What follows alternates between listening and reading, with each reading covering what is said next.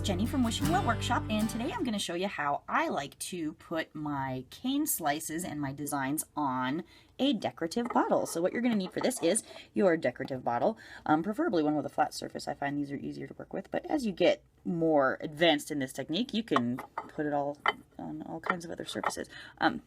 You'll need some translucent liquid Sculpey and a cane that has been nice and rested.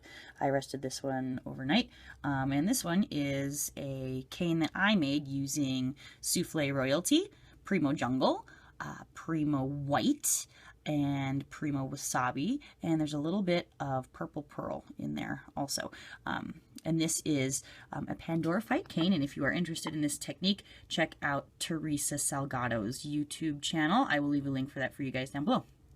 Let's get started. First, we're going to slice our cane. I've already done that, and what you're going to do is take your craft blade and slice straight down.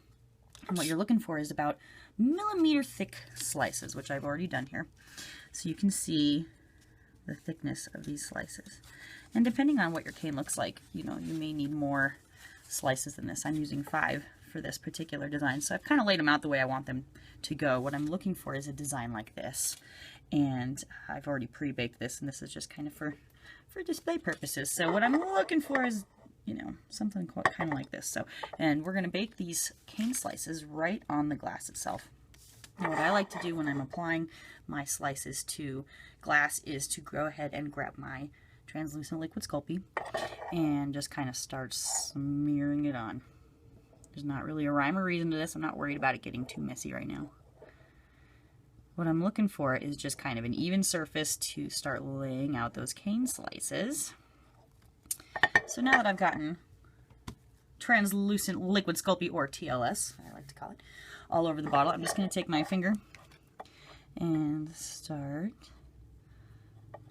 rubbing it around. And this stuff is really, really similar to the consistency of like Elmer's glue, I would say.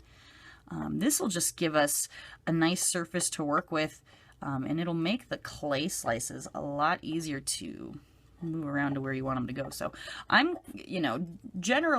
generously applying this all over the surface, and if we have excess, we're going to wipe that off later with a Q-tip and some rubbing alcohol.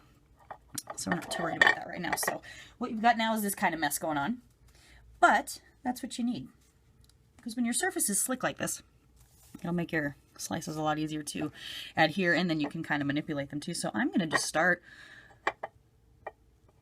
putting them on here, and so you can see what I mean. Since we have that liquid clay, you see how easy that is to move around, and we're getting some excess, like I said, but we'll clean that up later, so I'm not going to really worry about that right now. So I'm just kind of setting that up in the middle, right? I'm going to grab my next slice and line it up, and what I'm going to try and do is line up, see where that white is here and that white is here. That's, if you find a good spot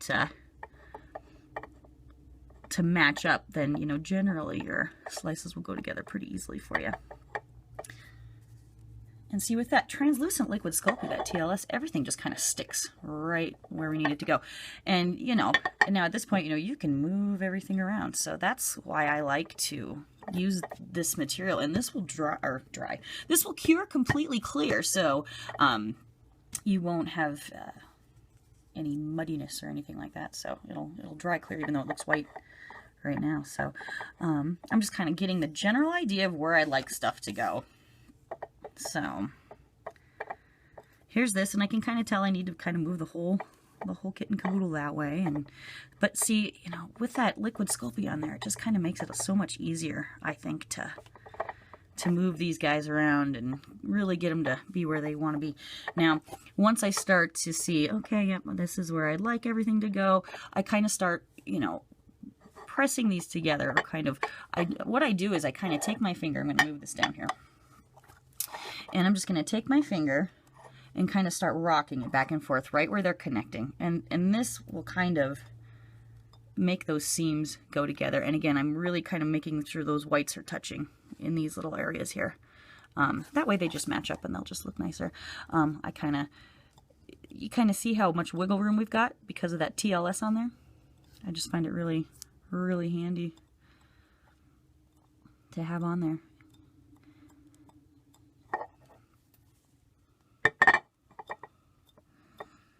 And so what I'm starting to do now is I'm kind of starting to pull each slice in to the middle. I'm trying to get this middle part to fill up just by stretching, and I'm going to just do that by kind of holding with one thumb and stretching with the other.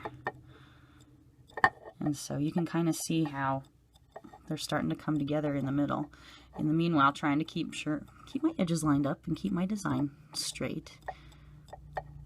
But you know, the more you keep fiddling with it, the better it'll be for you. I'm going to set this down a little bit. You can kind of see I'm just kind of pushing it into the middle, and you know, if it goes too far, kind of push it back out, that kind of thing. And I'm just trying to get all the points to meet in the middle in a nice way.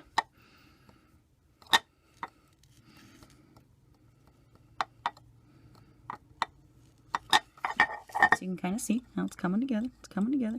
And you know, it's kind of a patience thing, you know, when you're pulling these little cane slices, because you don't want to mess up your design. Of course, you know, you spent a long time working on that, so. All right. That's good enough for me. We're going to do a little bit more with this in the middle. So now I'm just making sure, again, all of my little design points are lined up to where I like them to be. And I think they are. So at this point, what I'm going to do is I'm going to take some this rubbing alcohol and a Q-tip. I usually just kind of put mine in the cap, but I'm just kind of going to get some of this stuff, and now we're going to start cleaning off all the excess. And then you just kind of make sure everything's straight before we start doing that. Even on each side, make sure, you know, one's not sitting, you know, way over to the right or the left, you know, just really give it a nice eyeball. Right? Okay.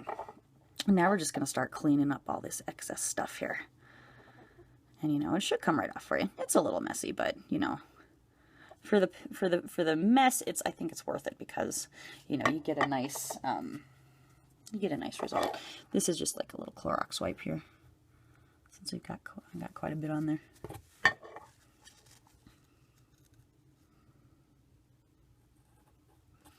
And I'm just going around the edges.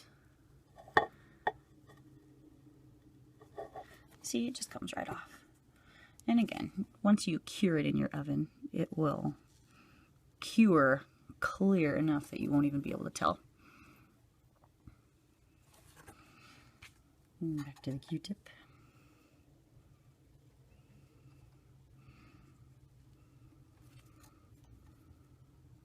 And you see, that'll all come off for you.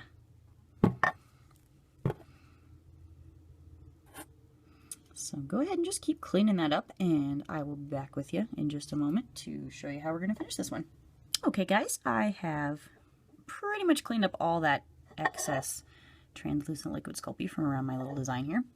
And now the only thing left to do is I'm going to take just a little tiny bit of that royalty color that I used in my cane, and I'm just going to roll it into a little tiny ball, flatten it just a little bit with my fingers there, see? And pop it right in the middle. Okay. Now, I'm going to take the cork out of this. This bottle has a cork, so out that comes. And there you have it. I'm going to go ahead and just put this in my oven. It's 275 degrees. I'm using Primo Sculpey, so that's what the directions on the package say. So that's what I'm going to go with. That's always the best idea. So go ahead and just bake that according to your package instructions on whatever brand of clay you are using, and you should be all set. And I will go ahead and bake this, and we'll show you where. Alright, so this is out of the oven. It's baked, it's hard, and it's pretty nice, I think. What I like to do is to put a little finish on this, a little bit of shine. Now, you don't need to put a finish on polymer clay. It does not need to be sealed, but if you want a little bit of a shine, this is what I would recommend. Grab yourself some polyurethane, and this stuff will probably last you. You can see it there. This will probably last you the rest of your life, honestly. It's just, it's, what size is it? It's a quart, so I've had this for a little bit, and it's lasted a long time. So I just kind of keep mine in a little container with a little lid. just so I don't have to haul that big old thing out every single time. But, and then you just go ahead and put this on with a brush. And just kind of make it a nice even coat. I've heard some other people say, oh, I don't like, there's brush strokes in the finishing and that kind of thing. So if you are having an issue with that, I would recommend this. This is a Liquitex. This is Flow Aid. This is actually used for airbrush machines, I believe. But this is a way to thin out the varathane, or, you know, this is great for paint also with acrylic paints without diluting it. So it won't get all watery, but it will dilute it and make it easier to spread without having those brush strokes. So, and just a couple little drops is really all you need. You know, just kind of mix whatever ratio you think you need for whatever you're covering. So, and this doesn't take much of this stuff, so I'm just going to go ahead and keep applying this varathane. You know, one coat usually works for me. You can do a couple coats if you really wanted to, but yeah, so that's pretty much all I do to finish up this project. I'm going to go ahead and keep brushing away, and I'll be back and I'll show you the finished product. Alrighty, well, the varathane has dried, and I would give this maybe, you know, a good hour or so to dry. It dries pretty quickly, actually. But take a little tool, and if there's any little spots where you have a little varathane or even some of that extra liquid Sculpey hanging around, just kind of, you know, scrape it off there. It should come right off for you, you know, and give it a little bit of a polish, and you should be good to go, guys. And yeah, we'll just put the little cork in it. Why not?